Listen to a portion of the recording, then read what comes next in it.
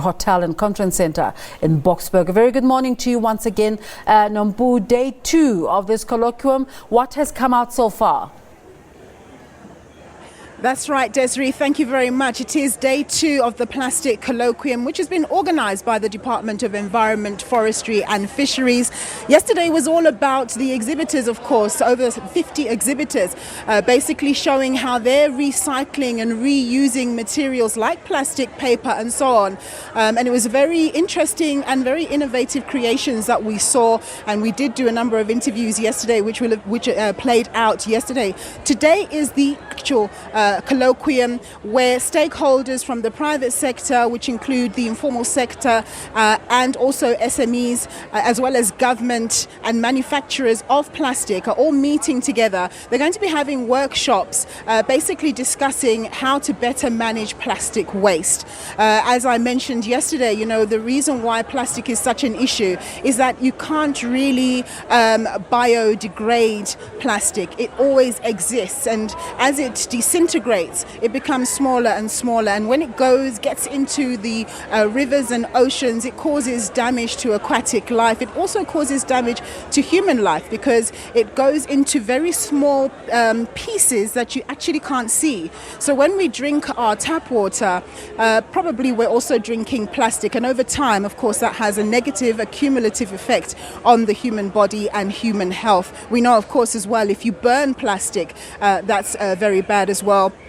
And a lot of plastic ends up on landfill sites, and where people end up burning there and so on. That's very negative indeed. So the Minister of Environment, Forestry and Fisheries, Madam Barbara Creasy, is expected to deliver a keynote address at 9 o'clock. It seems that we're a little bit behind time, but I think my colleagues can just kind of show you what's happening in the other section where people are anticipating the Minister's arrival for her to give her keynote address. Once she gives her keynote address, all the various participants will go off into various commissions and have their workshops and discuss a number of issues. Some of the issues that they're going to be talking about are product standards, product design, integration of the informal waste economy. Yesterday we interviewed a gentleman who was a waste picker but now actually runs a recycling plant, and those are the kind of people that they want to bring into the fold.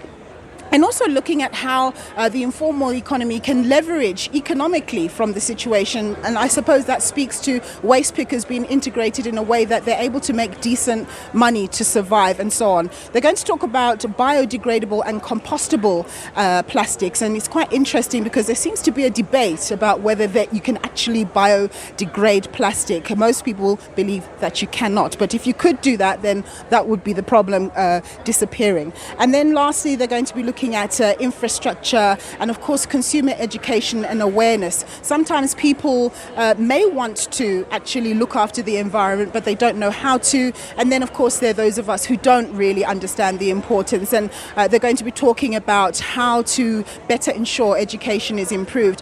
Also, very key are municipalities. SALGA has a presence here. And basically, municipalities could be the ones who actually assist everybody to do their bit by providing different bins and so on for us to dispose of our litter, including plastic, properly. Of course, I'm just giving you a feel of what's yet to happen. Later on, as the day progresses, I will be having interviews and perhaps also an interview with the Minister as well. But for now, it's back to you, Desiree, in studio. Thank you so much there to our colleague Nompumelelo Siziba.